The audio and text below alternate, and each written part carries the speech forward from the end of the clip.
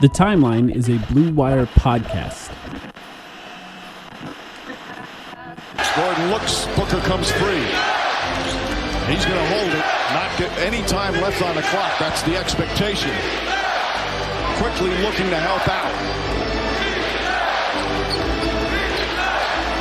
Here comes Quickly. Get it's a good one. Back to Booker. Booker on the drive. Booker puts up a three. Oh, he puts it in with 1.7 remaining. Devin Booker with the clutch three. And the Knicks call timeout.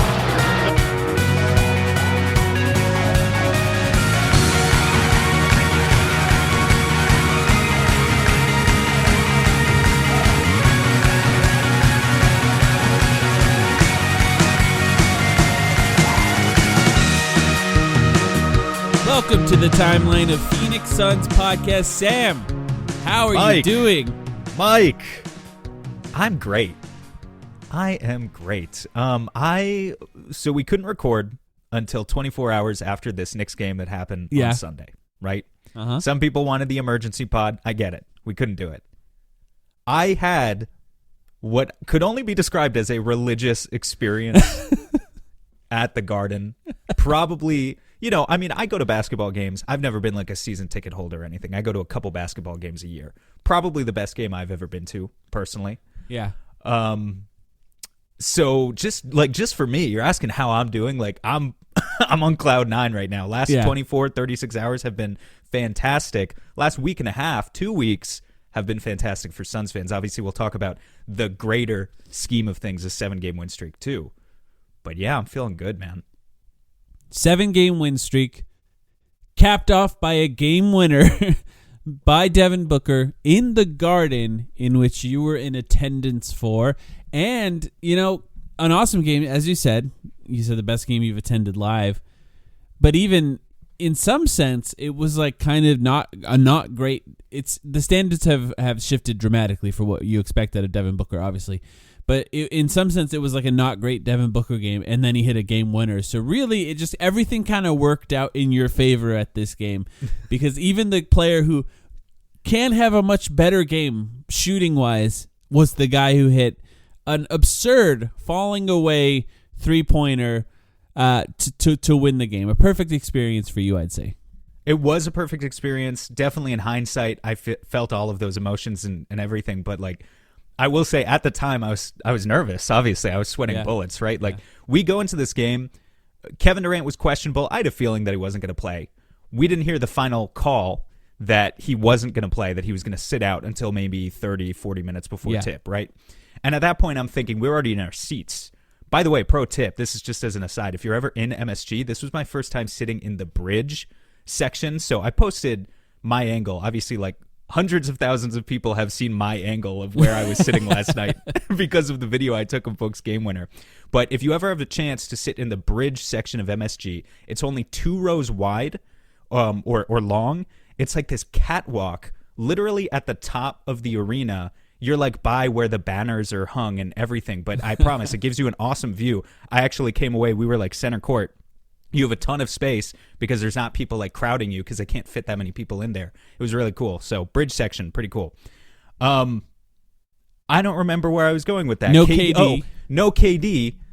I mean, I just kind of thought to myself, dude, like, all right, if this is where it ends, the win streak that is, this is where it ends. Yeah. Like I had prepared myself for the possibility. Then we get the tip. Then they're up by 12 at the end of the first quarter, and I'm thinking, shit. Now I'm into it. I'm invested. Right. Like they have to hold on to this game. And then finally, the Knicks make a run. Lead flips back and forth a couple of times in the late first half, second half. But I was nervous in the fourth quarter. Book sealed the deal, thankfully. An amazing game for him. Continues to be, really the point guard in a way that a lot of people say that the Suns don't have.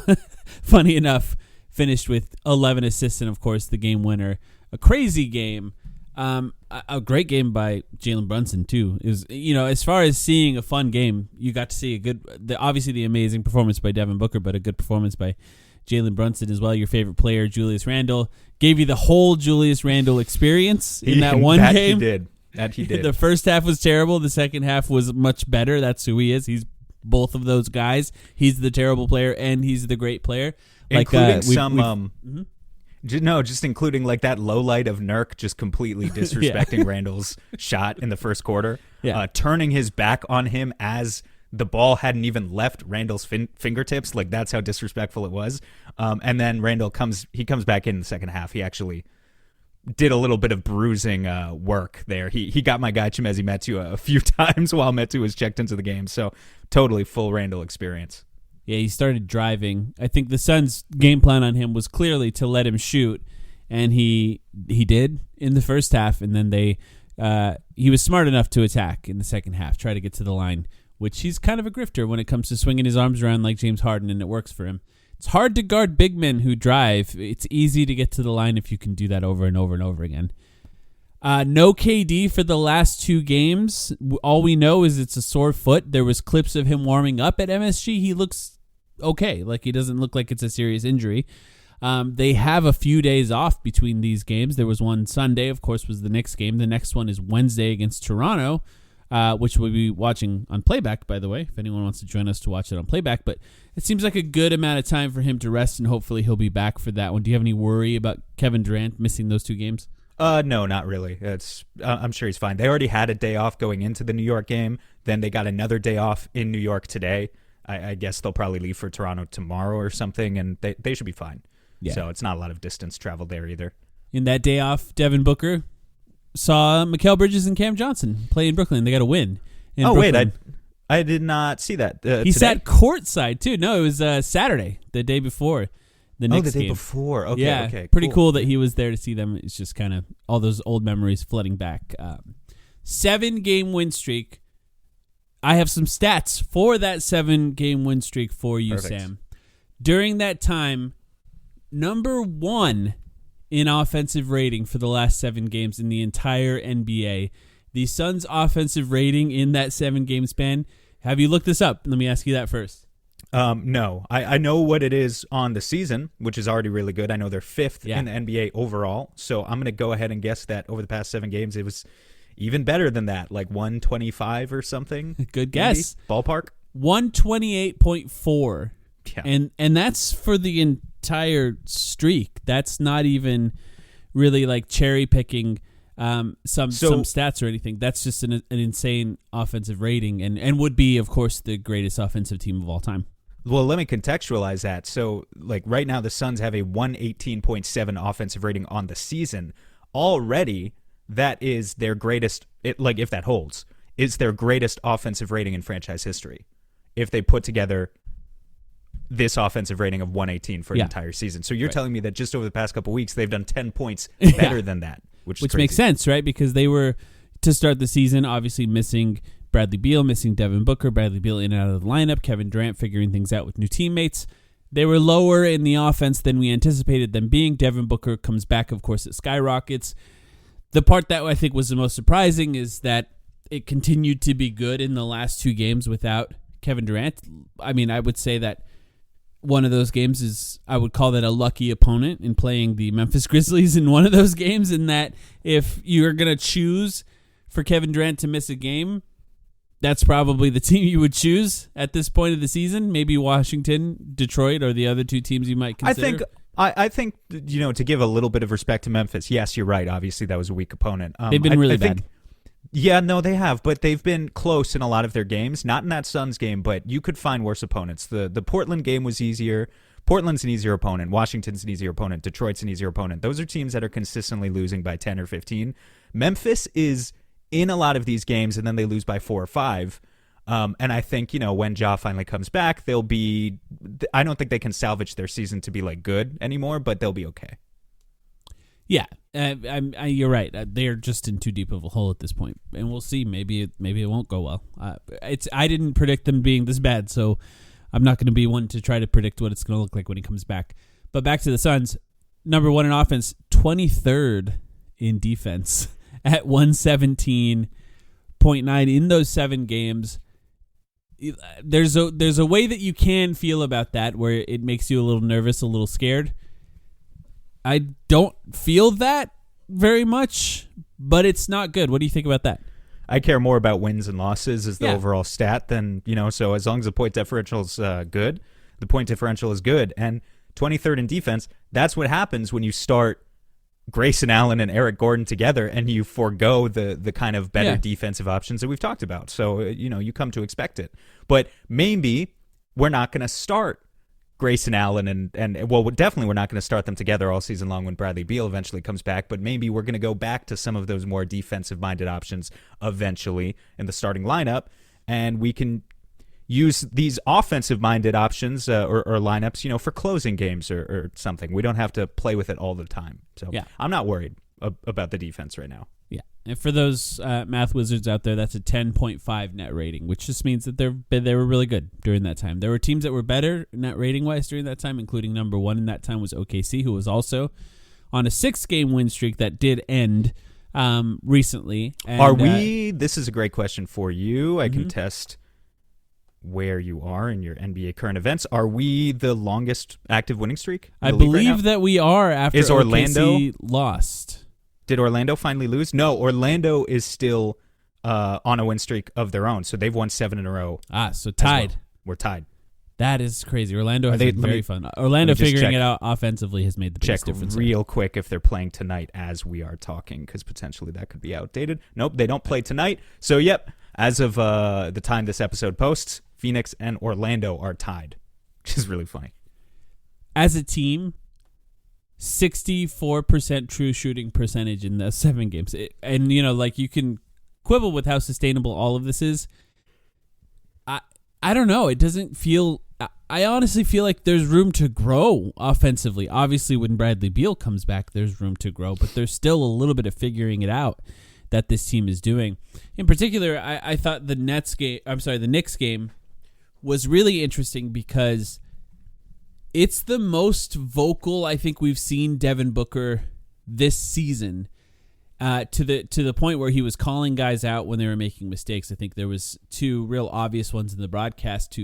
I know you didn't watch the broadcast, Sam, but to Nurkic and Eubanks when they made defensive mistakes, just kind of yelling at them.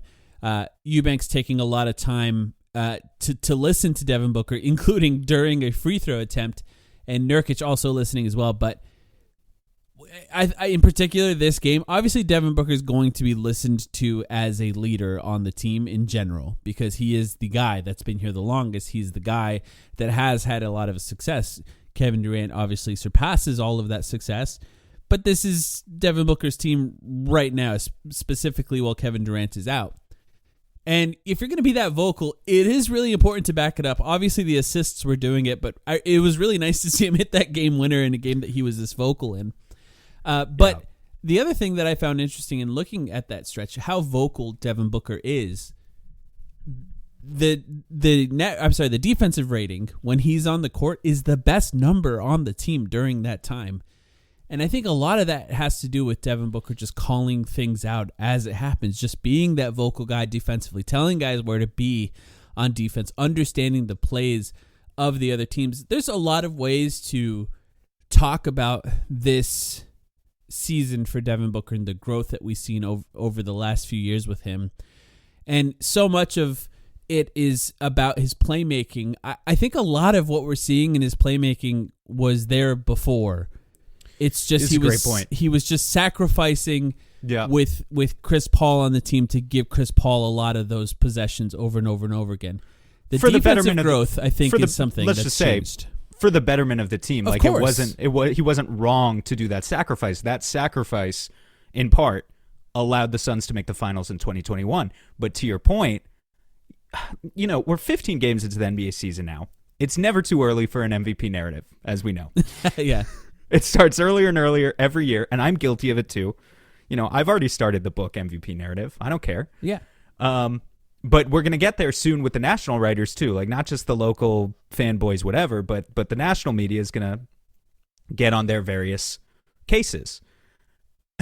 It's funny because the point you've made about sacrifice, like we've talked about this before, but the direction that the NBA MVP trophy has gone, basically ever since Russell Westbrook ruined the award for everyone, is now that, this sacrifice that Booker has made for the past 3 years it's great that everyone's talking about his supposed leap in playmaking now, but he would have been capable on a worse Suns team in the past 3 years, totally capable of averaging 8, 9, maybe even 10 assists per game. It just would have been a worse team.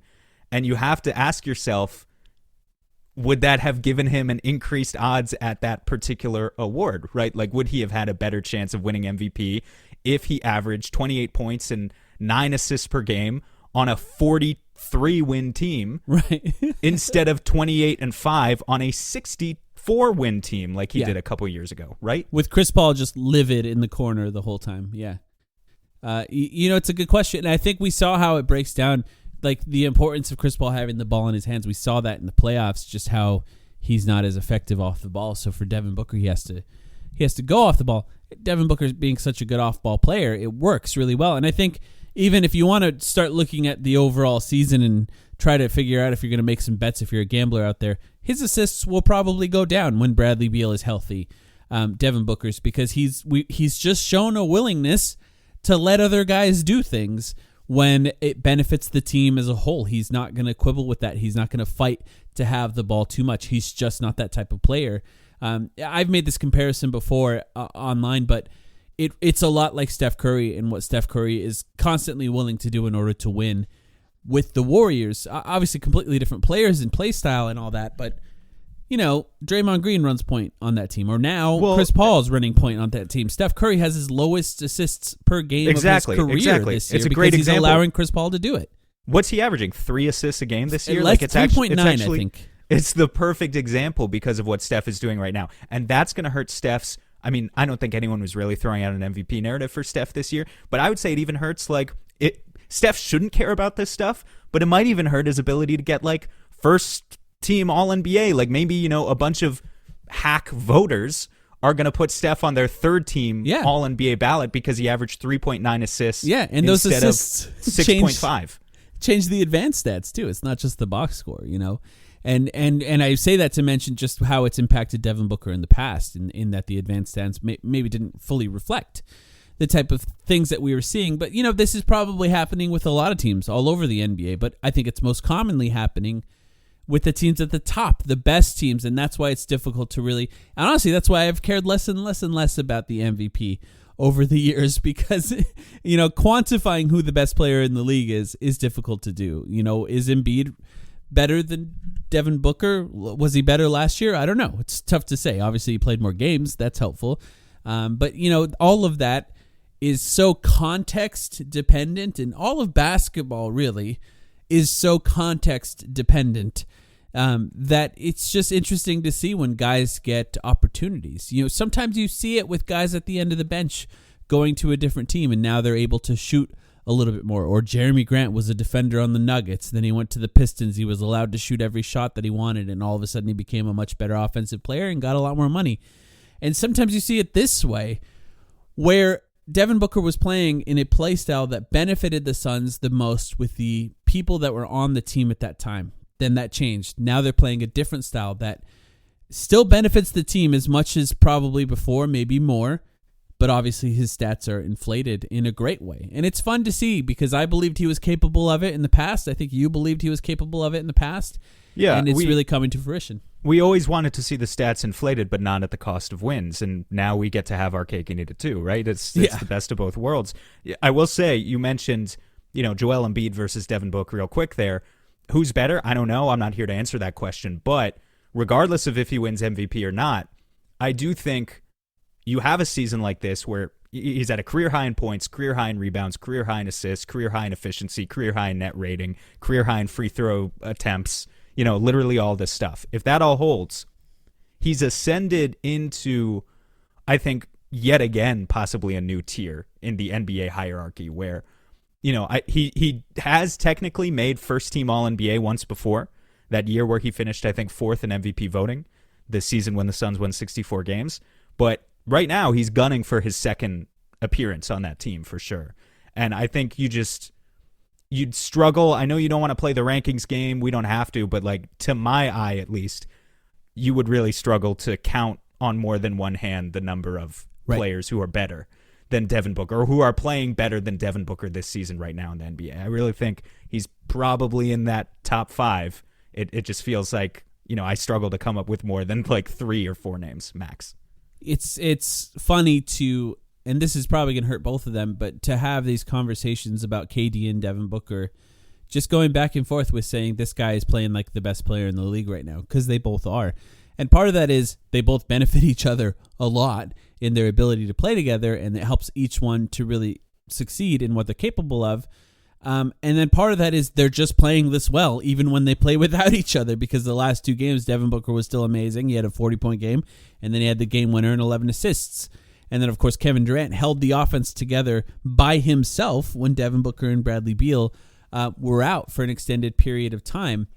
But it is, I think, going back to the preseason conversation a little bit and how people were talking about the Suns, and just the way people said that, well, who's going to have the ball, or don't they do the same things at the same point spots on the floor and all that stuff. And it's just so funny because that whole time we were saying it's difficult to say that 2 guys do the same things in the same spot on the floor when their skill sets can do everything with the ball from anywhere on the floor, off the ball, on the ball, regardless. And it's just worked exactly like I think we anticipated it working so far this season when they play together.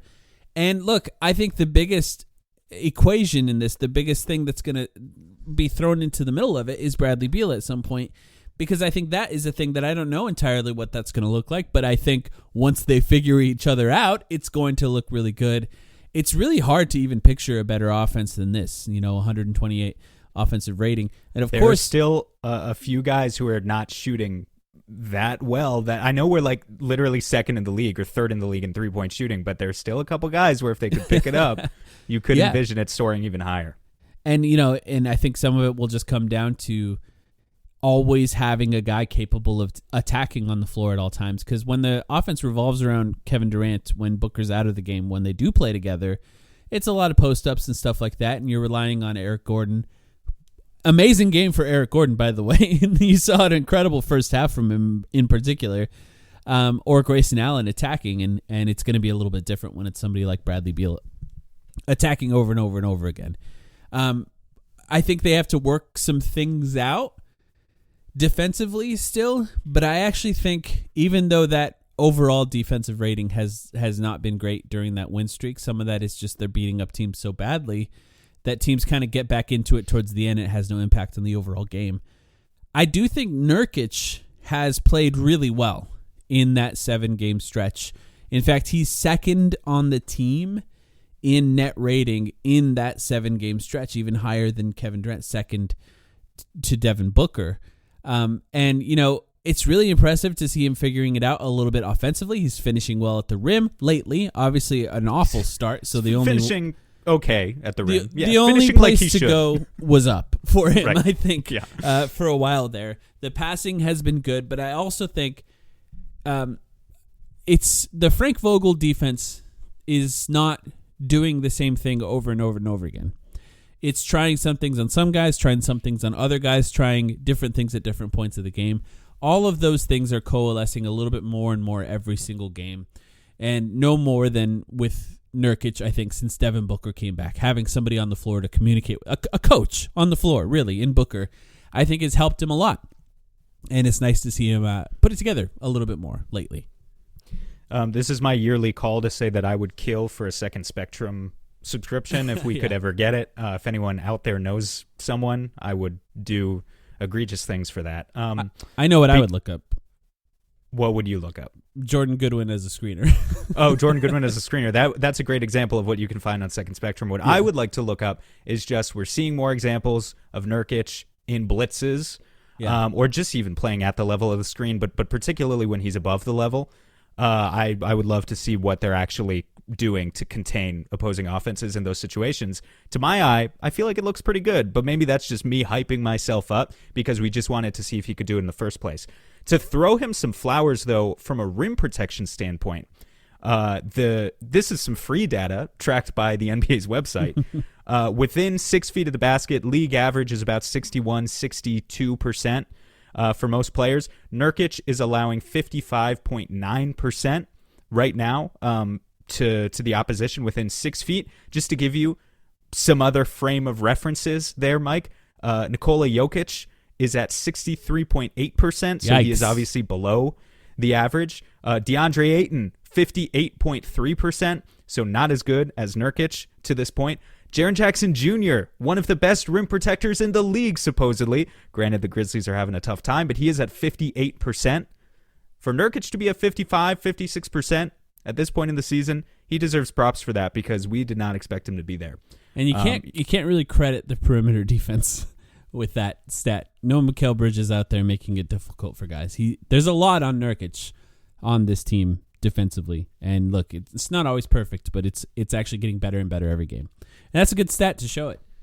I do want to mention, we're going to do, I put out the call for calls in this podcast. The bat signal. Yeah. The signal. Yeah. And we got way more than I anticipated, so thank you for everyone for calling. And we're going to try to do as many of those as possible. Usually we're just going to try to do a few at the end of every podcast, but I mentioned it, and we got like 30 calls, so we're going to switch over to that in a minute. But before we get to that, I do want to bring up Jordan Goodwin again, just because I thought he was so great in this game, and I think they're really figuring out ways to use him in ways that maybe, well, that they didn't try at the beginning of the season, I guess is the way I'll put it. I mentioned him as a screener again. They're just doing so much more of that. The advantage of Jordan Goodwin as a screener on this team is that when he's on the floor, if there's 4 offensive players and Jordan Goodwin on the floor, guess who's guarding Jordan Goodwin on the other team? The worst defender that they have, most likely, right? They're going to hide somebody small on him and try to let him shoot a little bit and let that guy help. Maybe it'll be a big every once in a while, depending on the lineups, but if Nurkic is in, probably not. And you can use him as a screener because he has a little bit more playmaking skills than somebody like Josh Okogie. And we saw a little bit in this last game. He had a really nice lob to Drew Eubanks in the game, and they're just using him as a screener over and over again. And I wanted to bring it up because the game ended with it, right? They trapped Devin Booker without the screen. As the time was running out, Devin Booker pitched it over to Goodwin. He ran around a screen in order to force Julius Randle. It was a dribble handoff by Jordan Goodwin, and that's what got Devin Booker the shot. Not to say that Devin Booker was wide open, but they got the guy they wanted on him because of that screen in Julius Randle, and he was able to score in that position. And we had this conversation, I think, 2 weeks ago maybe, when we were talking about which guys I think will be playing in the playoffs. And I really think Jordan Goodwin is making a push to be one of those guys over and over and over again, because watching him do those things reminded me of Bruce Brown, the guy that we're going to keep bringing up over and over again, because it just reminded me of that. Does he have the three-point shooting? No. But if he can be that playmaker in the middle of the floor, that's going to be really great for the Suns. I mean, if we're just comparing to Bruce Brown is no knockdown assassin himself. Like Bruce Brown is a great example of a guy who only had to shoot 35, 36%. I don't know maybe what he shot during that like particular Nuggets playoff run last year. Maybe he was better than that. In fact, I'm looking it up now. No, Bruce Brown, finals run last year. You want to guess what he shot from 3? I would guess high, but maybe I'm trauma pilled a little bit. He shot 30. This is for the entire run, so not just the Sun series. He shot 32% on 2.9 attempts per game. You got to make them when they're wide open. Yeah. But for the most part, if you can play make, if you can offensive rebound like an insane person, which we know Jordan Goodwin can, posted about it today, him and Josh Okogie both, but he could shoot better than Okogie. If you can play make, set those screens, you're well on your way. Yeah. No promises, but he is on his way. It's the thing that is the case with Josh Okogie as well, where Josh Okogie, if he's not going to make threes, that's fine, but you have to find a role offensively. You can't just be the guy standing out in the corner.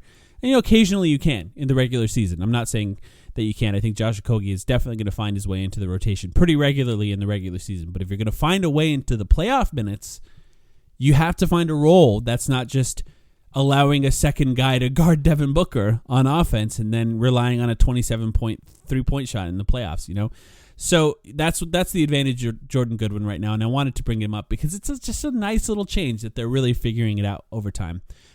We have a ton of questions. Do you have anything else you want to bring up, or you want to just rely on the questions to talk about everything else? we've done a half hour here. I think we should probably get to some questions before people get too restless. We will take a quick break right now, and when we come back, we'll listen to as many as we can for a reasonable length of a podcast. We'll be right back.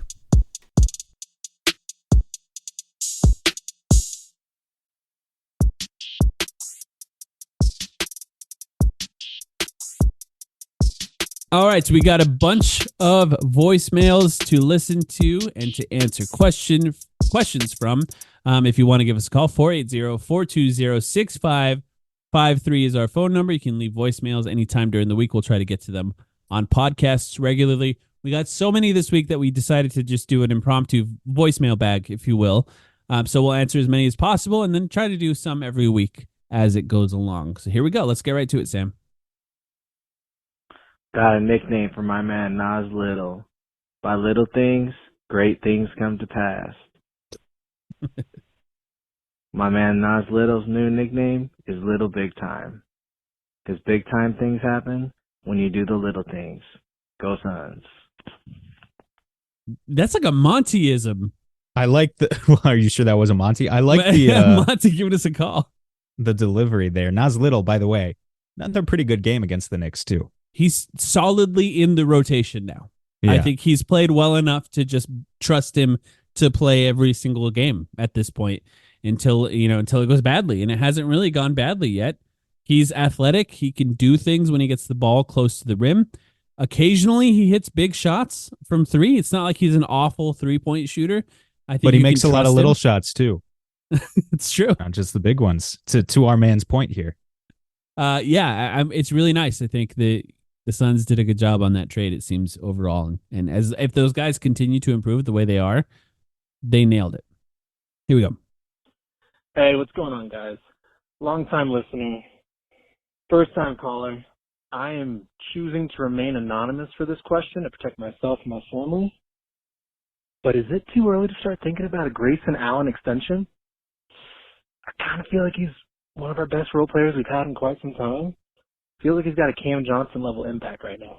Curious to hear your thoughts and what the number would be. All right, later.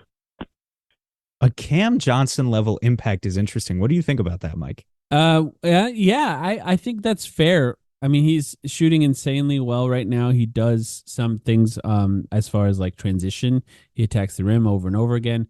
Defense has been a little up and down with Grayson Allen, but he is on an expiring deal, and I think that does kind of suck. I actually don't know if he's extension eligible. I didn't look that up before this podcast, but if he is, you got to think about it. I kind of feel like he's probably earning a lot of money right now, and maybe he wouldn't sign an extension at this point of the season, though. What do you think? He wouldn't sign an extension at this point in the season. With shooters, though, it's hard because it's always just kind of dependent on the playoff run. If he keeps this up and he plays a 20-plus minute per game role in the playoffs, which he easily could, and shoots 40%, I could see him signing kind of like a Max Strus-esque deal next summer. You know what I mean? Which the Suns would be difficult for them to match. Max Strus, if I recall, made I don't know, what did he make with Cleveland? Like 15, 16 million a year, something like that. I think even more. I think it was like 20 million. Good amount. Yeah. That's the sort of contract that I could see Grayson Allen play himself into. He's not going to play himself into a Cam Johnson contract, even if he is playing really well, just because Cam Johnson, there's some future upside that I feel like isn't there with Grayson. But either way, it's going to be difficult for the Suns to retain him. It is technically possible, but it's too early to say. I'm into the idea, though, of retaining him if they can. That's more of a question for Matt Ishbia than any of us.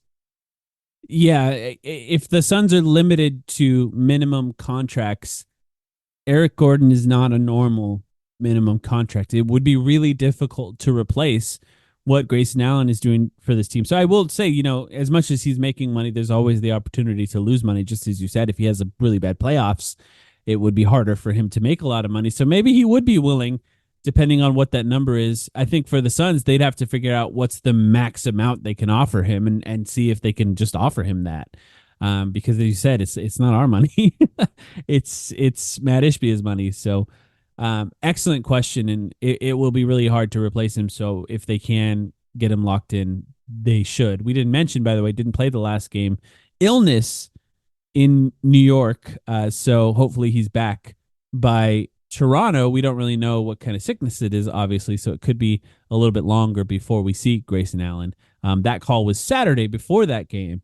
I think every call here from here on out will be after that, or at least the day of. So here we go. Let's play another one. Hey, Mike and Sam. This is Wingardium Levibrosa on Reddit. Devin Booker, DeAndre Ayton, Josh Jackson, Marquise Chris, Dragan Bender, Tyler Eulis. These are the names that pop into my head when I think about the name of your podcast, The Timeline. I'm just wondering now, 5 years later, what that name means to you, if it's shifted at all, given everything that's happened over the last 5 years, the difference in the team. Thanks for taking the question. Love the podcast. Keep it up. That's a good question.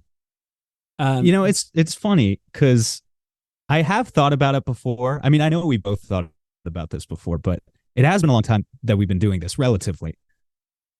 There probably are, we've probably missed out on a decent amount of potential listeners just through the induced rage that, when one thinks back on the Timeline era and Ryan McDonough, and if they see a podcast, a Suns podcast in particular, called The Timeline in 2023, I don't know that it necessarily makes them want to listen to us first before the other ones. I have thought about that. Yeah. Yeah. I mean, the first player he mentioned when he was listing players, hilariously, by the way, was Devin Booker. So at least we still have that. Do you remember the conversation we had when we were trying to figure out a name for the podcast at all? And it was almost 6 years ago now. So yeah, I do. I said to you two things. I said, no puns. I don't care what it is, because once it becomes what it is, then that's just what it is. People will know it as the podcast as long as the content's good. It doesn't matter what it's called, except no puns about the sun in particular. That was my only request to you. And so we settled on The Timeline at the time because it was just the thing that people were saying. And I personally, I think of it, and I wonder if this is the case, at least for listeners of this podcast, I think of it more as the name of the podcast at this point. We claimed it as our own than the name of the era, if you will, the way the process was. Ryan McDonough can come after us if he wants. We can we can satisfy him with an executive producer credit. Right. Sometime many years from now. Remember when Ryan McDonough was hosting a podcast? What happened to that? Yeah, I don't know. Is he still doing Nobody that? listened, probably. Yeah. I mean, I don't know. I was going to say you can't just fail at your job over and over and over again and then host a podcast, but Kendrick Perkins is on ESPN all the time. It's not like he's an all-star.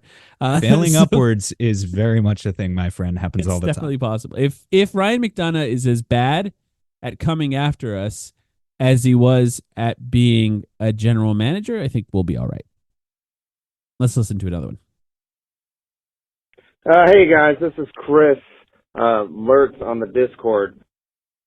I was just wondering if you guys play any basketball yourselves in real life. I mean, you guys clearly know so much about basketball. I didn't know if any of that translated into things that you do in your spare time. Love the pod, and keep up the good work. Thanks, Chris. Sam, what do you think? I'll let you go first. Okay, yeah, I'll take this one first. It's a very respectful way of saying I don't believe that you guys could do anything on a basketball court, which is very fair. Absolutely fair. No, I mean, these days, dude, I'm 5'10" and white and unathletic. I play pickup. That's it. What do you expect me to say? I'm like every other nerdy podcaster out there. I watch a lot of basketball.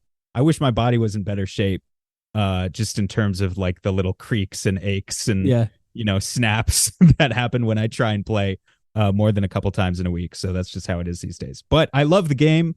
I can still shoot. I've always been able to shoot pretty well, but I'm not going to act like I have a major impact on the basketball court. What about you, Mike? I played 3 to 4 times a week before the podcast. And then now I just have less, Then I just this have less became free your- time. Yeah. This became your only hobby, and Yeah. that's what happens. You know, Yeah. at this stage, no complaining here. I enjoy all of this for the record because it's just watching basketball. So I have no complaints, but we do 2 podcasts a week. We're doing 2 playbacks a week. Plus we watch every Suns game, and I try to keep up with the rest of the NBA as much as possible. So every night I'm doing a little bit of something. I will say, for the podcast. We're both about the same height, right? Like Yeah. we're regular, average size dudes, not tall dudes. Yeah. Wow, what's the name of that guy we played the other week on Memphis who was starting? He was like 5'8". You know who I'm talking about. On Memphis, who was starting, that was 5'8". I don't remember who you're talking about. I Let me apologize. find Well, it must have been a point real guard, I quick. assume. Jacob Gilliard. Oh, got it. He's 5'9", 160 pounds, according to his basketball reference page. Uh-huh. I'm rooting really fucking hard for that guy. I had no idea who he was. I mean, it is like Tyler Ulis, right? No idea who he was before that game. Had no idea, what was going on when the starting lineups were announced. I don't think he had a particularly good game there either. In fact, I'm looking at it here. He had 6 points, 5 assists. But I hope his career goes somewhere. Defy the odds for all of us short kings. Yeah. Yeah. I mean, I was always I'm like your height, as you said as well. I always struggled to dribble the ball very well. I'm one of those players, if you will. And I like to play in the post. I should have been the biggest DeAndre Ayton fan, if I'm being honest. I even like to shoot mid-range shots. Maybe that's the problem. I see a little too much of myself in him. I also don't like working. So here we go. Yo, Mike, Sam, Irving calling in from New Mexico. Long-time caller, first-time listener. Love the pod. Suns are doing great now. 6 in a row are finally looking like that team. Anyways, I had a question about the offense. It looks like under Kevin Young, we're pretty much featuring the same offense with snap and double drag. There's a few interesting wrinkles in there, like elbow into snap. I was just curious if you guys could further break down the offense on if there's any other sets that we're running or if it's just mostly exposing one-on-one matchups. It doesn't seem like Kevin Young's offense is much different than what we were running under Monty. But anyways, just curious on your thoughts. Thanks for the pod. Love it. You guys have a good one. Thank you, Irving. Good question. It's hard sometimes to do that on the podcast rather than trying to watch film and break things down. I will say people were going at Kevin Young a little bit. We don't even know for sure that Kevin Young is the one in charge of the offense, but people were going at him a little bit early in the season when the offense was struggling without Devin Booker and without Bradley Beal. And now you can see it kind of coming together.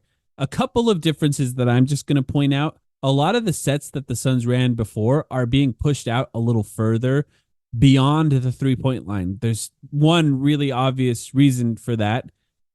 Devin Booker has the ball instead of Chris Paul. Chris Paul wants to get to the elbow. He wants to get to the mid-range. Devin Booker can stop and pop at the 3-point line. He can get downhill a lot faster. So if you're running double drag, you'll push it out even further. If you're running just a basic screen for Devin Booker at the top of the key with, say, Jordan Goodwin, as we talked about to start this podcast, push that out 15 feet or as far as you can go to the half court practically behind the 3-point line and see how much space Devin Booker can work with there. I think that's a big difference. The other thing that we saw is the Suns were trying different things with Kevin Durant and Devin Booker on the floor a little bit more right before Kevin Durant went out. Some more off-the-ball plays for Devin Booker, some more of them screening for each other off the ball that we hadn't seen before, and I'm hoping we'll see a little bit more of that. And then, of course, the biggest difference is with Kevin Durant, just more post plays because Kevin Durant likes to be in the post. Is there anything else I missed, Sam?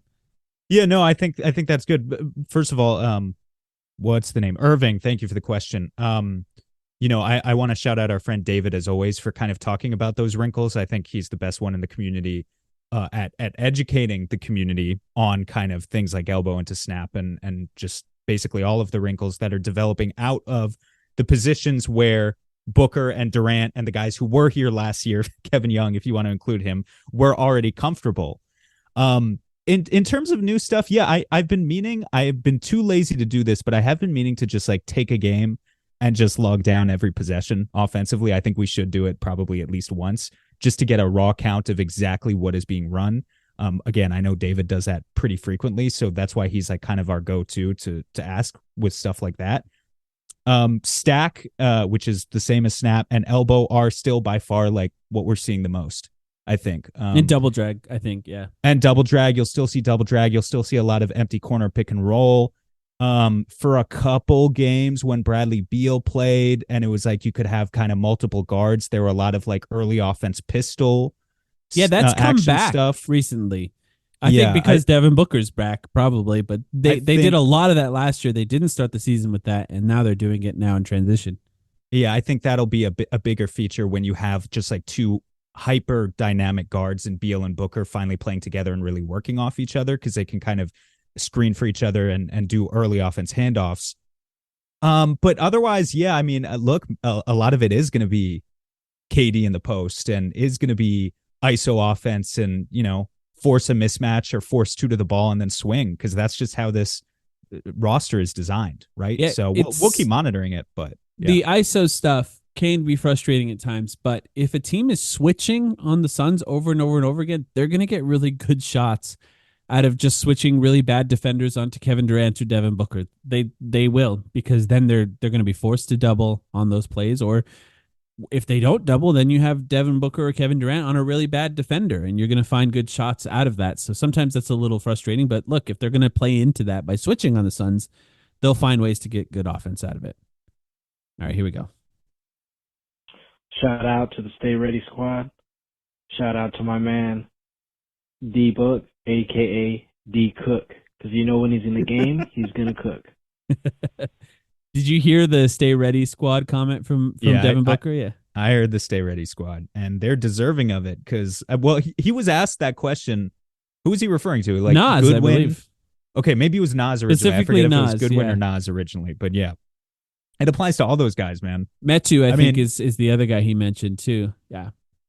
He's been ready. If you're not going to play every game, you have to be ready to play and to play well. And I think nobody has exemplified that more than Nas Little, who, you know, played a little bit to start the season and then was completely out of the rotation for like 7 games and then came in and played really well since then, you know, and sometimes that's what it takes to get guys to learn.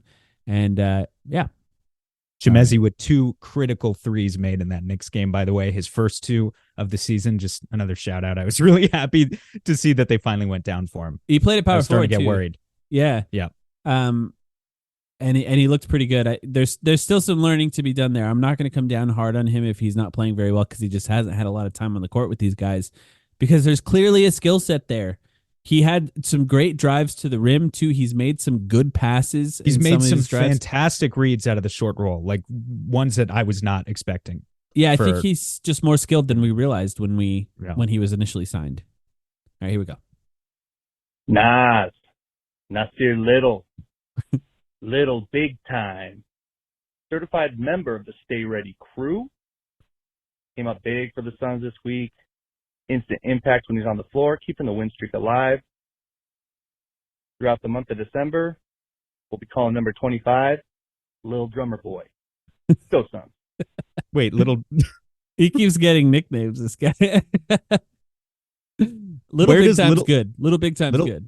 Little Big Time I'll do. Where is Little Drummer Boy coming from? December and 25, I'm guessing. Okay. He's saying it's a temporary nickname for the month of December. A Christmas nickname, if you will. But yeah, another one about Nas Little. It's just Suns fans are really enjoying him right now because he's very high effort. And it's just, you know, guys that are really high effort, fans that watch every game pick up on that. Sometimes you don't even see it when you're watching other teams. But when you watch every game, you really pick up on that. Jordan Goodwin, of course, and another guy to shout out there. All right, here we go. Hey, guys, this is Pete from Discord. First things first, Sam, so cool that you got to see the game winner. It's even cooler that now Mike's TV and Sam's Twitter video have both gone viral at this point. My question for you is, we've now seen Grayson Allen and Nasir Little play very well.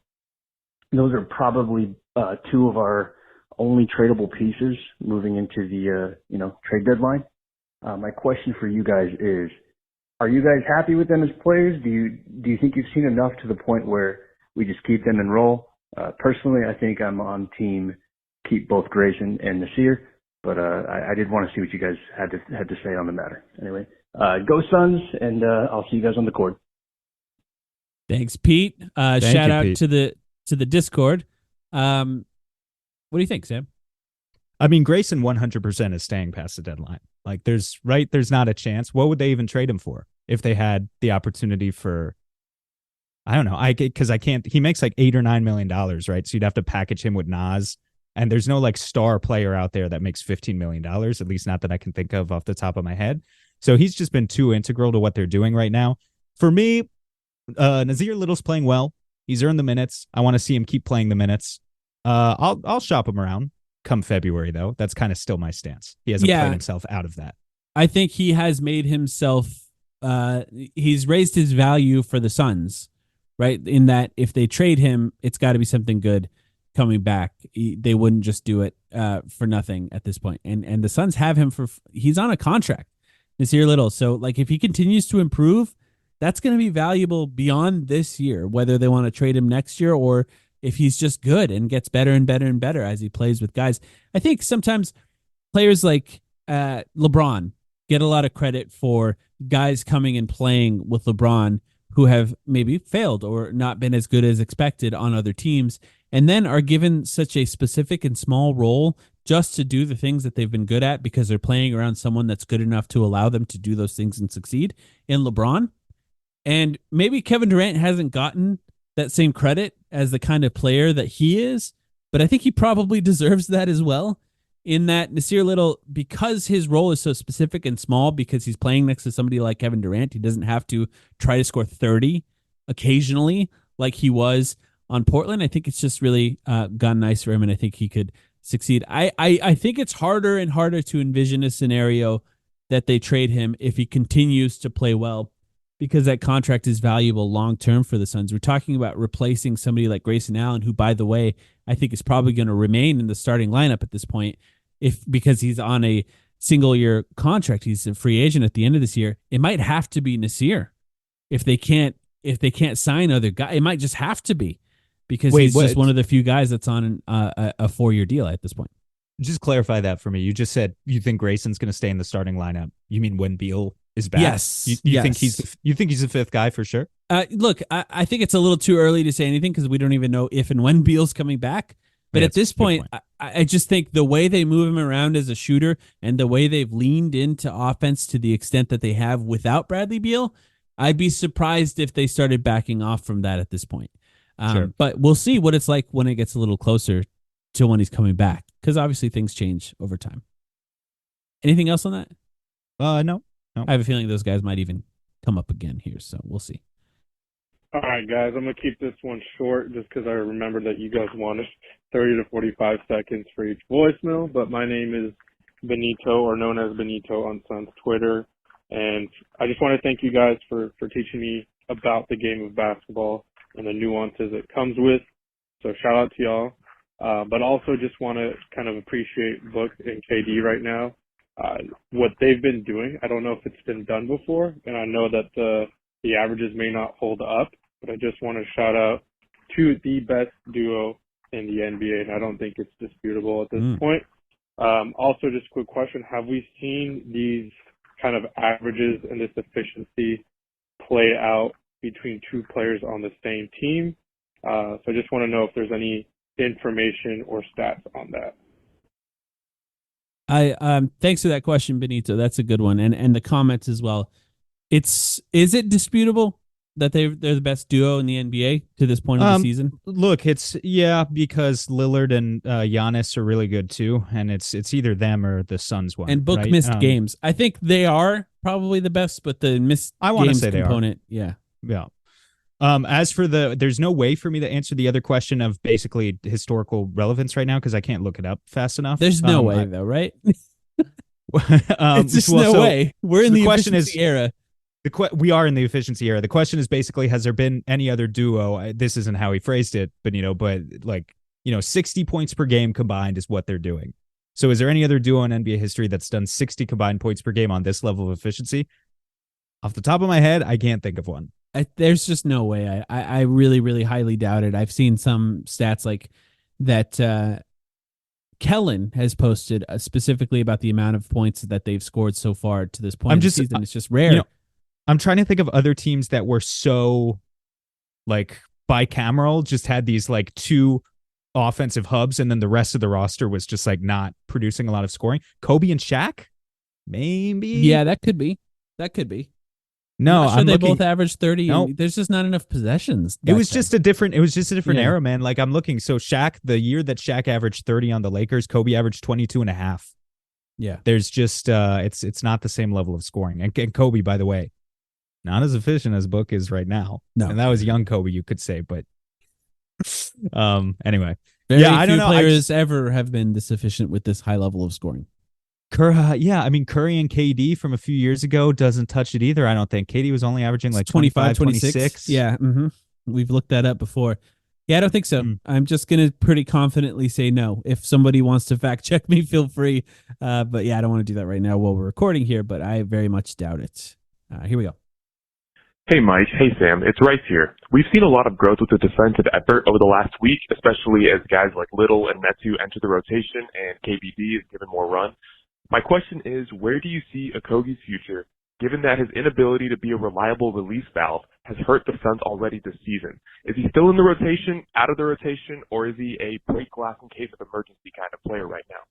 Thanks. Hope you guys didn't already answer this on the pod, and Sam, hope you're continuing to have a fantastic time. You too much. Thank you, Rice.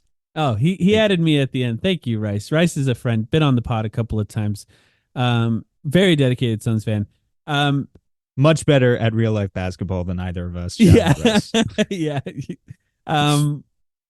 Okogie. What do you want to say? How do you want to touch this here? We talked about him a little bit, but yeah. My prediction for Josh Okogie's future is that all of his dreams will come through sheer perseverance and effort, and he will have a wonderful future as a multimillionaire, $100 million player in the NBA because he's going to fix a shot. No, I don't know. I mean, that is obviously the future that I hope for Josh Okogie. What is it right now? In reality, it feels like Jordan Goodwin's winning those minutes. Yeah. We've talked about this before, if the rotation's ever fully healthy, I think there's only room for one of them to play every game, and that guy feels like Jordan Goodwin right now. Mm-hmm. Doesn't mean I'd trade him or anything. You definitely keep him on the team. He's gonna be useful. I think he'll play minutes.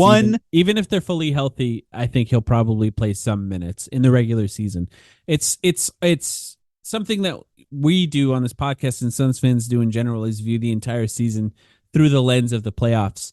And it's fully understandable why, because that's the point, right? You got to win, but you also have to prepare to try to win a championship at the end of it all. And when viewing Okogie through that lens, it's easy to say he's out of the rotation entirely, but things change. Guys are injured in and out of the rotation, things like that during the regular season. Jordan Goodwin gets in foul trouble. Devin Booker gets in foul trouble. Things like that happen all the time. So he's going to play. They have to figure out different ways to use him offensively if they plan on using him in the playoffs. And I think that's just still possible. Let's just use him the same way that you used Jordan Goodwin, and then just hope he makes the open threes, right? Like he can also be a kind of Bruce Brown player. By the way, I'm going to reiterate the stat I posted today for anyone who didn't see it on Twitter, that Okogie has the highest offensive rebound percentage, the advanced stat, of any player in the NBA, within a reasonable number of minutes played. 6'4" or under. And I expanded that filter. He has also a higher offensive rebound percentage than any player. Well, actually, so originally I put it 6'4" under because then Jordan Goodwin qualifies and he's number 2 in the stat. But if you expand the filter, Okogie also has a higher offensive rebound percentage than any player in the NBA, 6'5" or 6'6" as well. And it's only once you get to the 6'7" players, you get to Asar Thompson of the Detroit Pistons, who's having an awesome season from an offensive rebounding perspective. Yeah. Basically, Josh Okogie is the best rebounder, at least offensive rebounder, in the league under 6'6". Yeah. Which is still important. It's an example of finding ways to be effective offensively without hitting any shots at all. Because Yusuf Nurkic is he's a good offensive rebounder. I would say he's a better defensive rebounder, though, because just of the way he moves and leaps. And then you've got Kevin Durant, who, despite his wingspan and despite being almost 7 feet, never gets offensive rebounds. And in spite of all that, the Suns are 12th in offensive rebounding as of today. That's Josh Okogie. That's Jordan Goodwin. Like, that is those two guys putting their imprint on the game each and every night when they're not supposed to. Not as I know that 6'4" players. Most people that listen to this podcast, I mean, keep up with the NBA as a whole, but really watch every Suns game, and that's the main thing that they're doing. So, if you don't keep up with the rest of the NBA, I want to point out just how impressive of a rebounding performance the game against the Knicks was, because they have been one of the best rebounding teams this year, including one of the best offensive rebounding teams, with Mitchell Robinson gobbling up every offensive rebound near him. And the Suns out-rebounded them. They were so locked in the game plan to not let them beat the Suns up on the boards that they ended up really performing really, really well as a rebounding team in that. And I think that's credit, I think, obviously to the players and to their focus, but also I think to James Jones for finding, because it was not a good thing. The Suns were not a good offensive rebounding team last year. So finding the right players and personnel to actually do that has been helpful for the Suns this year as well.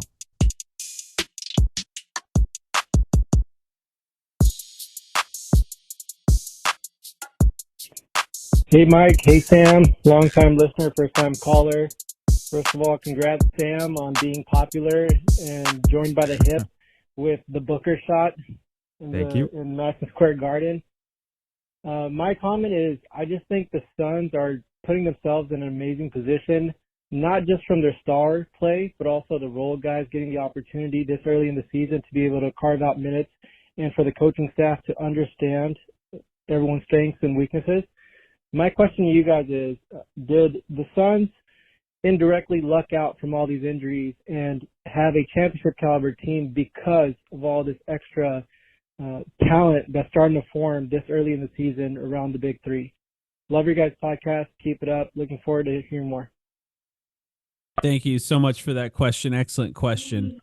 I do think that there's always a little bit of a silver lining on some of injury concerns that have happened, right, with teams, in that other guys do get the opportunity. The Suns have this sort of deep bench of role players that they have to figure out who's going to play well and who's not, and the right scenarios and situations to do that. Without Bradley Beal playing, and with Devin Booker missing some games, they have had more opportunities to play guys minutes and figure out what they're good at and what they're not good at, given the context that they are in on this team. So from that perspective, I think that does help them to figure it out. I do think there is going to be another feeling out period when Bradley Beal is back. In that, look, it's a little bit 2 steps forward, 1 step back, because they still got to figure out Bradley Beal and how to work him into this team, and then which guys that he's going to have the best chemistry with, and how to figure out the lineups when he's on the team. So I do think it benefits them. I think they would have probably been fine had Bradley Beal played all of these minutes, though, I guess is the way that I would put it. What do you think, Sam? Yeah, there's a silver lining to it for sure. I think you discover what you have in some of these guys a little bit earlier than we otherwise might. Like, I know even you and I, going into the season, I don't think maybe we had a firm understanding of what we had in Nasir Little or what we had in Chimezie Metu or Jordan Goodwin or some of these other guys who are playing heavier early minutes because of these injuries. That being said, you never hope for injuries. And even when Brad comes back, I would still say on the whole, I'm not stoked that it happened, because now it's one more thing that I have to worry about when he takes a fall, is oh, did he tweak something in his back or whatever. So, we hope for as clean a slate of health as possible going forward. Yeah. But there are things, positive things to take from it for sure. It's wonderful that we are in this position being 11-6 rather than the inverse of being 6-11 and just completely falling to pieces without Bradley Beal. It's exactly right. Winning games is the important part here, right? Rather than experimenting. But Nasir Little, maybe it would have been harder for him to get into the lineup had they all been healthy. And now they can figure out ways to use him later when he is back. This is Ian. I'm Ian B. Monhay on Twitter. Hope y'all had a good holiday. Now, I'm not huge on being obnoxious agenda pushers on my socials, but I've been debating this one question all season, and I'm not quite ready to answer it yet. Maybe give me another week. But to you and to the fans, do the Suns today have 2 top 5 players in the league? Sam, as someone who as someone who dabbles in being an obnoxious agenda pusher, what do you think? See, like, I didn't even know this question was coming, and we talked about this like half an hour ago, didn't we? Yeah. Of who are the top 5 players in the league right now. Man, who else is in there? I mean, it's so if you're gonna put KD and Book in there, which I think you can, then it's Jokic, Embiid, and who's number 5? Is it SGA, Giannis, Is it Steph? It's not Luka. We can't say Luka because there was a really a hilarious thread about discounting all of the advanced stats that rate Luka highly on Twitter today, and I'm choosing to be there. supportive of that thread today. I liked every tweet. No, I didn't. I didn't like every tweet, but I read every tweet and I laughed. I had fun with that one. Yeah, that was an obnoxious agenda pusher that I support. And look, I like them often. I think they can be hilarious. I don't watch enough basketball of other teams to answer that question really clearly. I'm sure there are players that we've already forgot about or not even thinking about in that conversation. Steph, for example. I think I struggle. So the only one where I struggle is if you're going to put both of them in the top 5, which I think you can make an argument for, but then I struggle to eliminate either Steph or Giannis. I think that's my pretty clear top 6. And the next tier is this is where no one post this online because I don't need people coming after me. But like Luka, Shea, Tatum, Ant, maybe rounding out the top 10 in some order. He's been really good, yeah. They're in the next tier though. Yeah. They're in the next tier. I like it. I can't wait there you go. I can't wait to learn who we just forgot about by trying to do this on the spot on the podcast, but I'm sure we've forgotten someone. Hey, Mike and Sam. This is Tyler. I'm still kind of riding that high from that Booker shot. That was insane. But I was kind of thinking about it today, and I feel like every time we have to shoot a game winner, whether it be Booker or Durant in the recent past, it's never a clean look. We can never just get an open shot. I'm wondering if you have any thoughts about that.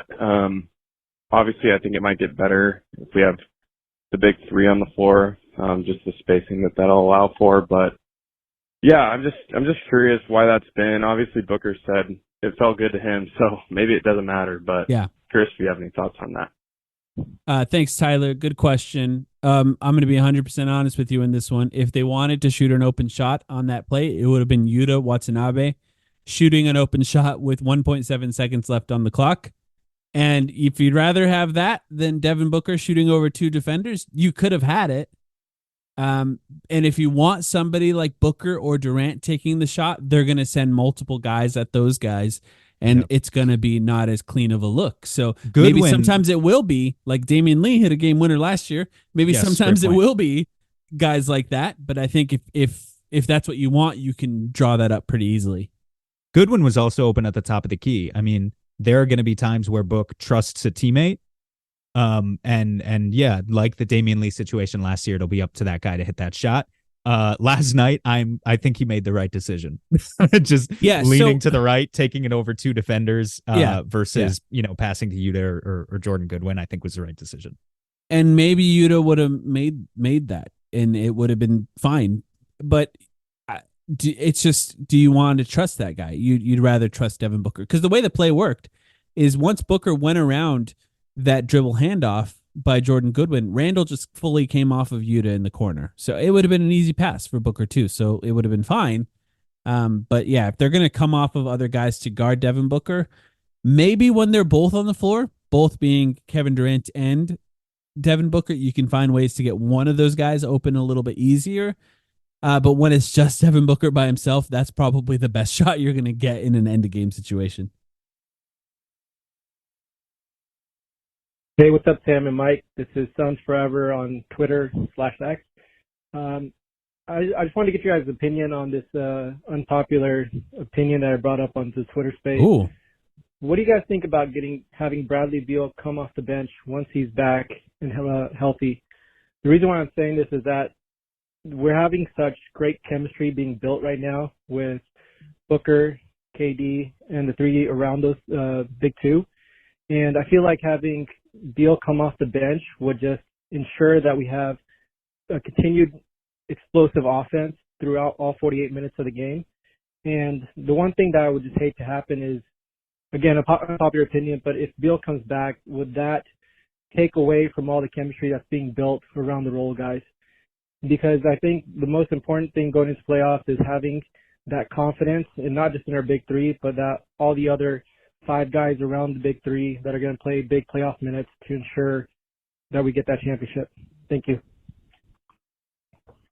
All right. So you want to take that first? Or you want me to take that? Sure. Thank you for the question, Zach. I think it's interesting, right? Because first of all, you have to have a certain kind of personality to even approach this the right way. I think we're lucky, and we should recognize that we're lucky that Bradley Beal is not a player with a big ego. He wouldn't be here in the first place if he had a big ego. And the fact that you could even discuss should Bradley Beal come off the bench says a lot about what he's willing to do, the sacrifices he's willing to make by being here. I think effectively we can have Bradley Beal be the sixth man of this team without him being a sixth man, if that makes sense. And, you know, what I mean is I think he's going to start games. I think they brought him in for a reason, and I think he's going to play the first 5 minutes of every first quarter, and he's going to play the last 5 minutes of every fourth quarter. That's probably 10 or so minutes that's just locked into the rotation for Beal, and I'm not particularly, just personally, worried about that messing with chemistry. The rest of the time that Beal plays, so quite possibly the majority of his minutes in any given game, will be in a stagger. I think this is just what I would anticipate. A stagger where he comes in, he'll be the first one to go to the bench in the first quarter, and then he'll be the first one off the bench in the second quarter to lead a unit of bench players, essentially, to be that kind of sixth man. And those are the minutes where we get to see maybe the defense sending two to the ball against Bradley Beal, really taking on the heaviest load in the offense and kind of getting to be the player that he was in Washington a little bit. And then he comes back to the lineups where KD and Book check back in. And look, obviously, like, you know, if it comes down to the last 5 minutes in the fourth quarter, anyone could take the last shot on any given night, depending on who's hot and whatever. But I still feel like there's kind of a clear pecking order where when Beal is playing with the other two guys, he's going to be taking just a little bit of a backseat. He's probably going to be taking the fewest average shots among those three, kind of in those late fourth quarter situations. So I think it's just possible to do both. Like just have him log a lot of minutes with bench players without literally being a bench player himself. Yeah, if he's coming back, he's on a minutes restriction. Bringing him off the bench to come back, that's fine, like to start. Once the playoffs come, there's 48 minutes in a game. These guys are probably each going to be playing close to 40 if they're fully healthy. And at that point, start them all.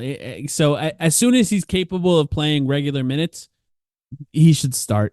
I understand what you mean, but I think they're going to be, if you're trying to solve the problem of having an explosive offense for all 48 minutes, it will be solved even if he starts.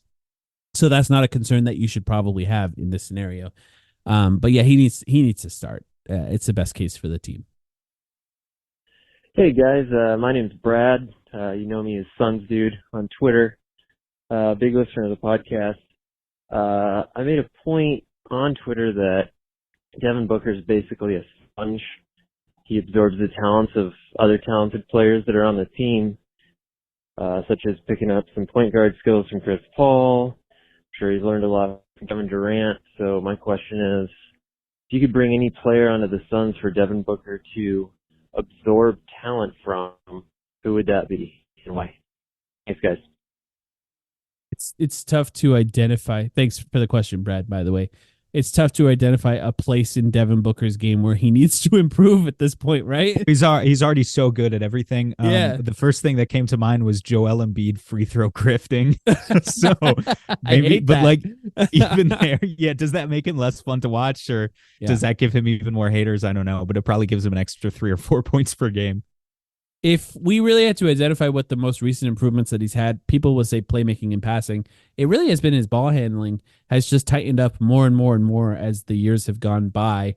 And even a little bit more of that will get him to cut down the turnovers even a little bit more. So Chris Paul really was the right guy to absorb that from.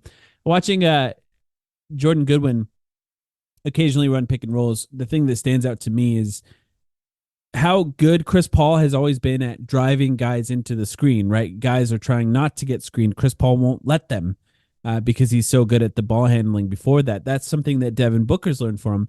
I'm almost at the point where Booker, I want him to start passing that down to other guys, right? I want Jordan Goodwin to learn from Booker how to drive guys into the screen a little bit better on pick and rolls. So I want that sort of sponge to start leaking on all the other guys on the team at this point. And I think it does. I think Nurkic's defensive improvement comes from playing more minutes with guys, but I also think it's helped having somebody like Devin Booker, a vocal leader on the court at all times with him as well. Hey, Sam and Mike, this is Paul at Beefy on Twitter. I just wanted to point out that per cleaning the glass since November 15th, Booker's return in the Minnesota game, the Suns in the half court are shooting 45.1% on all of their threes. Jeez. 46.4% on non-corner threes, so anything above the Oh, break. my God. And I just want to say that Booker's playmaking and decision-making is so real and key to this team, and it's clear that there is no fluke here. He just makes everyone on the court around him better. All right, thanks. Bye.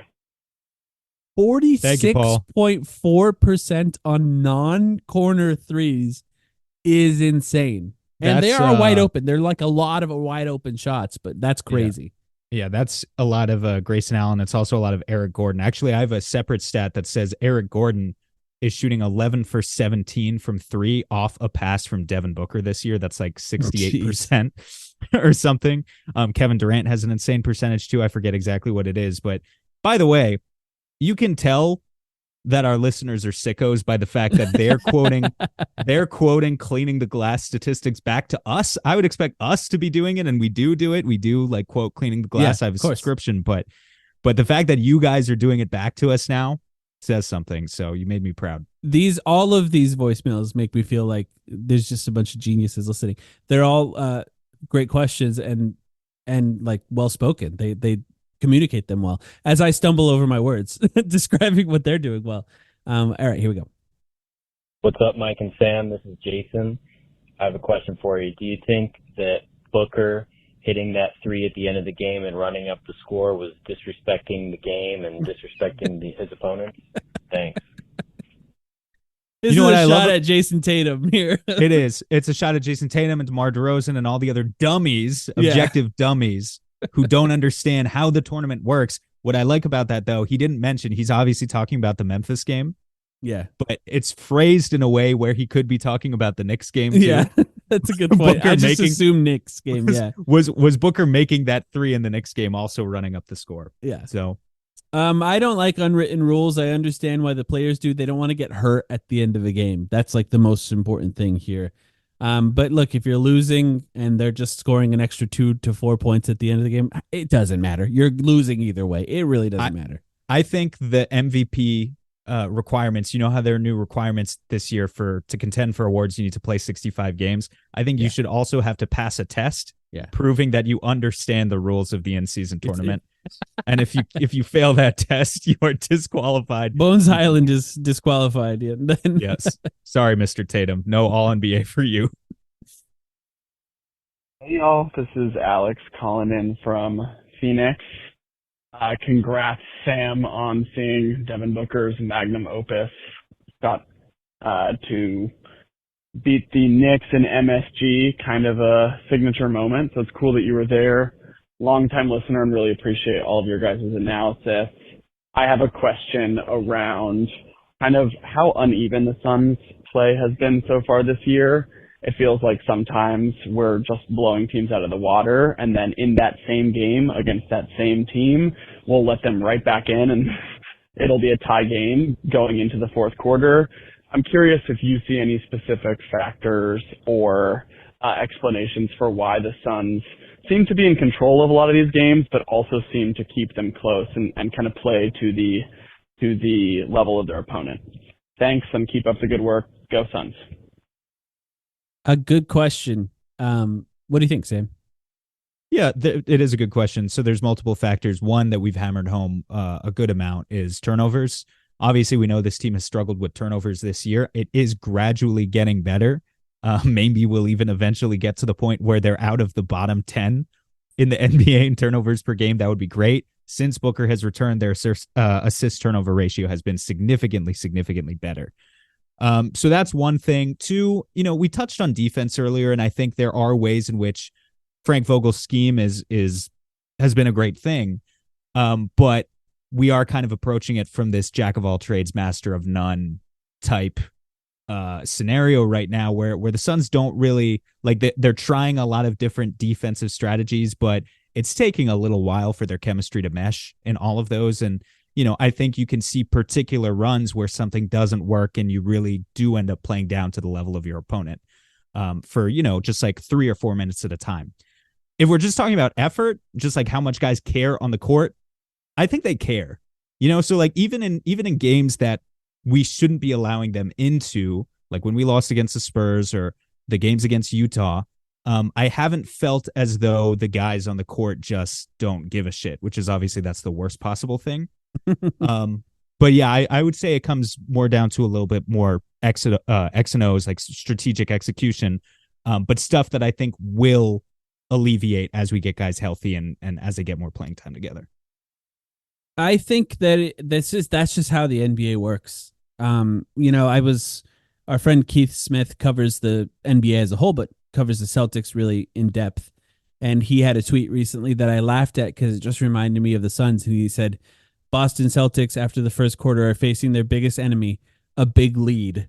And it's just really, really hard in the NBA to keep a big lead on teams. The point is if you win at the end of that, because often teams don't.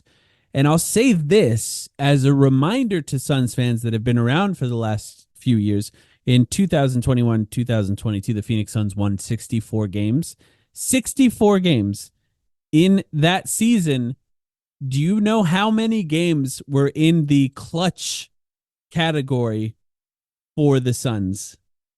Not how many they won, but just how many games were close at the end of the game. By the way, in a lot of those games, the Suns were up big at a certain point of the game, but then got down to the clutch. 25 or something? 42. Yeah. And they were 33-9 in those clutch games. In order to win in the NBA, you have to go up. You can go up big. This is one way to do it. And then teams will claw their way back in, and you have to find ways to win at the end of that game. 64 wins, 33 of them came when the game was within 5 points at the end of the game, and often they were well ahead of those games. There wasn't a ton of comeback wins for the Suns in that 21-22 season. It's just how it works.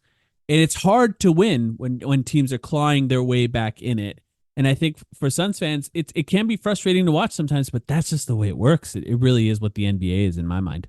Yeah, it's also just the modern NBA of, when we talk about teams going on runs, offensive ratings are at all-time highs. Teams are taking more three-point shots than ever before. They're gonna be ups and downs. There's just more variance in the day-to-day, possession-to-possession NBA offense these days, and so much of it you can't control. We talk about, opponent three-point percentages. You can maybe adjust a little bit their frequency. You can take away some stuff and not others, but their percentage is their percentage. Like you can close out on some shots and not others, but an open shot's going to go in 38 to 40% of the time. That's just like how it works in the NBA. So there's only so much you can control. Yep. Mike, Sam, long-time listener, first-time caller. Appreciate the great work you guys do. My name's Cody, Suns fan out here in Wyoming, originally born in Phoenix. Just trying to look ahead to the future and what you guys think of potential additions that are realistic for this team before the deadline. Someone that I would love to see the Suns add for that backup point guard spot would be Tyus Jones, who's out there dying in Washington. And then I look around the league and I see Campaign, the numbers he's putting up with Milwaukee or Buku, and wish we never got rid of him. Obviously, I know he can't come back. But is there anyone else that comes to your guys' mind that would be a good addition in your opinion? All right, I'm gonna hang up and listen. Thank you, Cody. Campaign, by the way, Sam, I don't know if you saw this, was shooting like 54% from three as of recently, and that's playing pretty much every game in Milwaukee. Yeah, him and Crowder. Crowder's injured now, right? If I I'm not mistaken about that, but he was shooting really well too. I will say I'm rooting a little bit harder for Campaign than I am for Jay Crowder, but good for both of them, I guess. Tyus Jones, it's a good call out. Cody, unfortunately, Tyus Jones, I think, is off our radar because I just looked it up. Makes a lot of money. $14 million. The only way we could swing that is, we talked about it a little bit earlier, like if you package Grayson Allen and Nasir Little, then suddenly that's enough money to trade for Tyus Jones. We don't need a point guard that badly, though. Grayson Allen's playing too well. So this is what's so difficult. I think we referenced it maybe on our last pod, but TJ McConnell is in the salary range. I don't know how many other point guards are in the proper salary range for the Suns to trade for, where they're really only making like $7 or $8 million.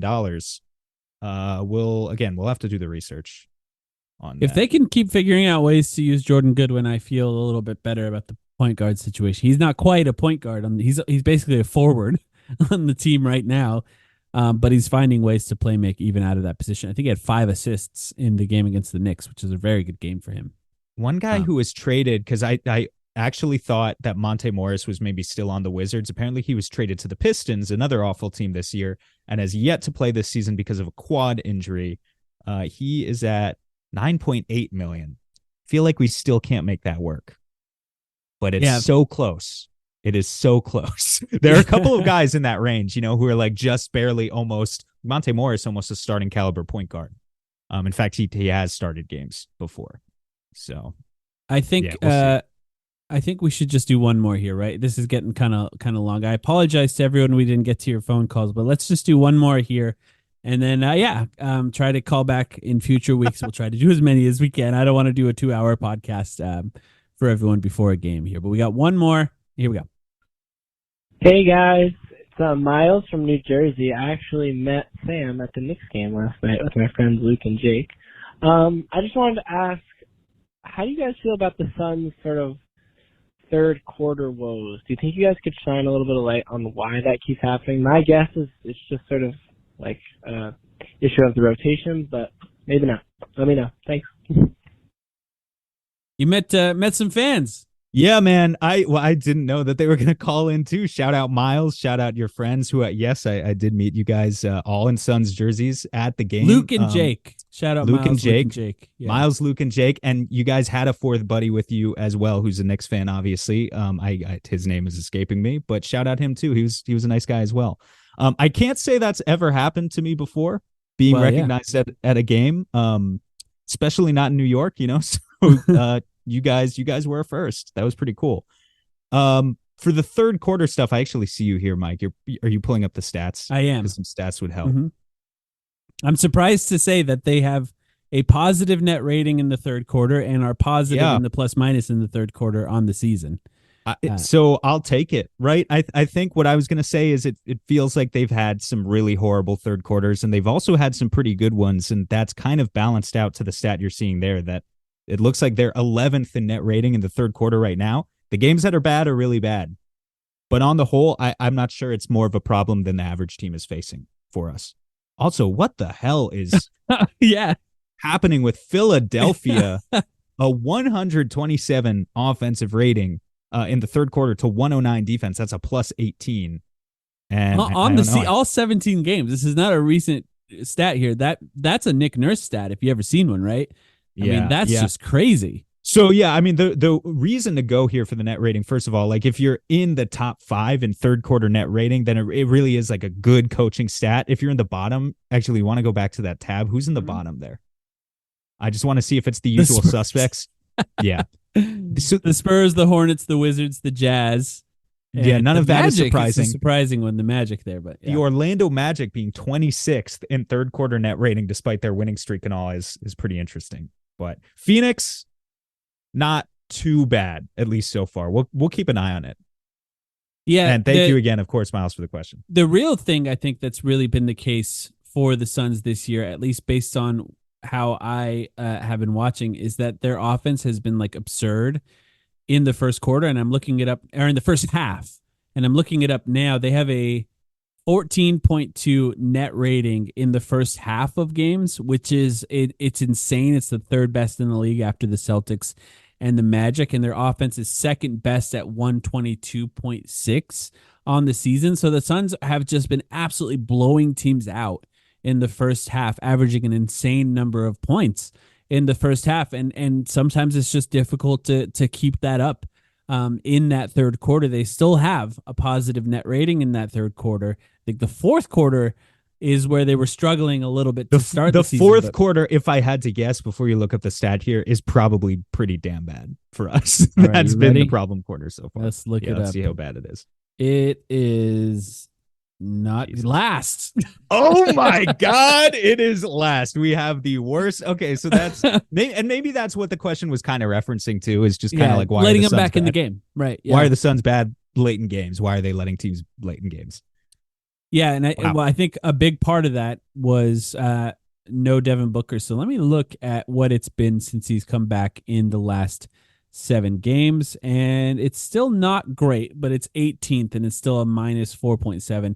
Booker does have a weird substitution pattern in the second half. Have you noticed that? It's both halves, really, but he comes out early in the third quarter, comes back at the end of the third quarter, and then comes back out to come back into the game with like 4 minutes left in the fourth. Shorter stints. I feel like it still might be a conditioning thing, but it's also to sort of kind of preserve him for as long as Beal's not playing. Yeah, he plays 3 stints in both halves. He comes out of the game multiple times in each half, which is, for Booker, as we know, he usually plays the entire first quarter and then comes back to finish the second quarter, and then the same in the third, coming back to finish the game in the fourth. That's what it's been for years. Yeah. But it's not been that way since he's come back. Particularly, I think, if he's playing 3 stints, what they would love to have been doing lately is let Booker rest on the bench. The last time that he comes out, let him rest on the bench and not check him back in until there's, say, 6.5, 7, I don't know, maybe 8 minutes left in the fourth quarter, right? Instead, what they're having to do is panic and check him back in 9 or 10 minutes left in the fourth quarter and have him play the rest out because the team can't generate offense for itself, especially like in games like against the Knicks last night, no KD. They just can't generate offense. They need Book in the game. So, Excellent questions. It's getting better. Excellent questions from everybody this week. 7-game win streak for the Suns, where you got to see the most exciting game. Sam, I'm glad you got to be there. Shout out to the guys that you met there. Really cool of them to say nice things to you. Thank you to everyone who asked us questions this week. 480-420-6553. We'll try to get to a few every week. We probably can't do big, long mailbags like this, but this has been fun, and I think occasionally we should do more of a voicemail bag like this for an entire No doubt. podcast. So thank you to everyone. We'll be back with a Patreon podcast. Join us on Wednesday for the Toronto game. We'll be watching that one on playback.tv/the timeline, and we'll do some sort of Patreon podcast after that. If you'd like to join our Patreon and join our Discord as well, it's patreon.com/the timeline. And lastly, check out ethicalhoops.com for all of our merchandise. We appreciate you all giving us a call. We'll be back very, very soon.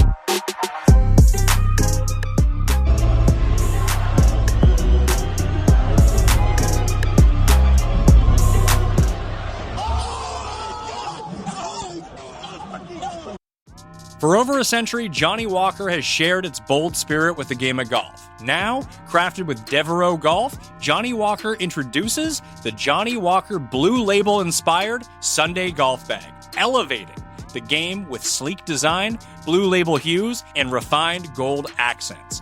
Celebrate your hole-in-one with a premium Sunday bag crafted by Devereaux Golf. Submit proof of your achievement to johnnywalker.com/blue-in-1. Please drink responsibly.